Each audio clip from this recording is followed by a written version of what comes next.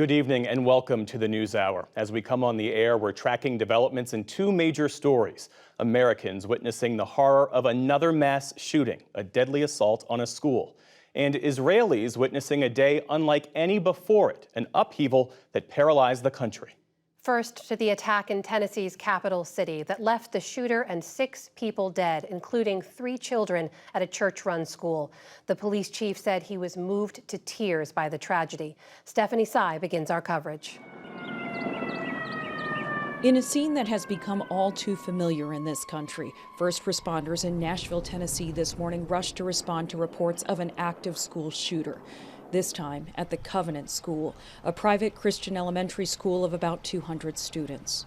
Tennessee police initially said a female suspect entered the school and killed 3 children and 3 staff members before being shot and killed by responding officers. The children were identified as Evelyn Dickhouse, Hallie Scruggs, and William Kinney. And the adult victims, all in their 60s, were named Cynthia Peak, Catherine Kuntz, and Mike Hill. The shooter was later identified as Audrey Hale, transgender, 28 years old, and a former student at the school. Don Aaron with the Nashville Police Department described the weapons used. We know that she was armed with at least 2 assault-type rifles and a handgun. She entered the school through a side entrance and traversed her way from the first floor to the second floor, firing multiple shots. Nashville police say it took less than 15 minutes from the first emergency call to when police officers stopped the shooter. Nashville Police Chief John Drake described the goal of their response. I hope that we would never have this situation, that if we ever did, we would not wait. We would immediately go in and we would immediately engage the person perpetrating this horrible crime. Shortly after the shooting, first responders escorted the surviving students from the Covenant School to buses where they were reunited with their families, who were gathered at a nearby church. Today at the White House, President Biden called for more action. We have to do more to stop gun violence. It's ripping our communities apart, ripping the soul of this nation, ripping at the very soul of the nation. And we have to do more to protect our schools so they aren't turned into prisons. So I call on Congress again to pass my assault weapons ban. It's about time that we began to make some more progress. 74 people have either died or been wounded by shootings on K-12 campuses since the start of the year. And last year, 273 people were injured or killed in school shootings, the highest on record. Last year, gun violence overtook car accidents as the leading cause of death for children in the United States.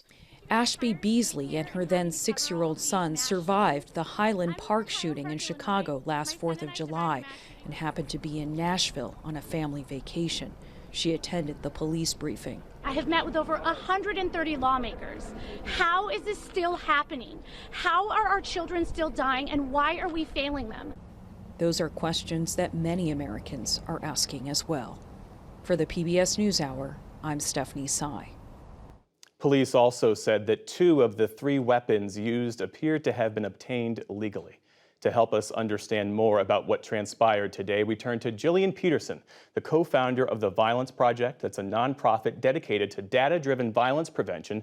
She's also an associate professor of criminology and criminal justice at Hamline University in St. Paul, Minnesota. Thank you for being with us. The terror of gun violence once again visited upon what are supposed to be places of refuge, a school on church grounds. Jillian, what about this case stands out to you? You know, there's a number of things that actually stand out to me about this case. The first being that it was an elementary school. Those are rare. And also a small private elementary school. We tend to see school mass shootings at large, typically suburban public high schools. And so this is unique in terms of the location. And what's coming out about the perpetrator, some of the facts seem unique as well. The fact that the perpetrator identified as transgender is unique in our database, where we look at just K-12 school mass shooters who killed 4 or more people at school. They are 100% identify as male. Police say the shooter was armed with 2 assault-type rifles and a handgun. President Biden, as we saw in Stephanie's report today, is reviving his push for a federal assault rifle ban in the aftermath of this tragedy. How often are assault weapons used in mass shootings? That number has been increasing, actually. So the most common gun used is still a handgun. When it comes to K through 12 school shootings, shooters tend to use handguns oftentimes because they are students of the school and they're not old enough to purchase guns. So they're stealing guns from home from their parents or grandparents. However, we've seen a real market increase in the number of perpetrators using those AR-15 style assault weapons, particularly in the past sort of 3 to 4 years. Those numbers have just skyrocketed. There have been more than 100 mass shootings this year so far, a disturbing milestone that really highlights the uniquely American problem with gun violence. School shootings are also on the rise.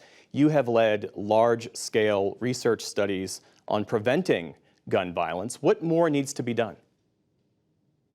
Yeah, with our research, we coded about 200 perpetrators on nearly 200 different life history variables. We talked to perpetrators, we talked to people who knew them and tried to understand what is that pathway to violence and what does it look like. And in our book called The Violence Project, we identified over 30 different prevention strategies that we could be using. Things like suicide prevention, because so many of these are suicides, crisis intervention teams, anonymous reporting systems, and then anything that makes it harder for somebody who is in a crisis, who is at risk of hurting themselves or someone else, anything we can do to make it harder for them to get their hands on a gun. Tennessee recently enacted a law allowing most people over the age of 21 to conceal carry. And Tennessee is not alone. In fact, now half of America's 50 states now allow people to carry guns without first seeking a permit.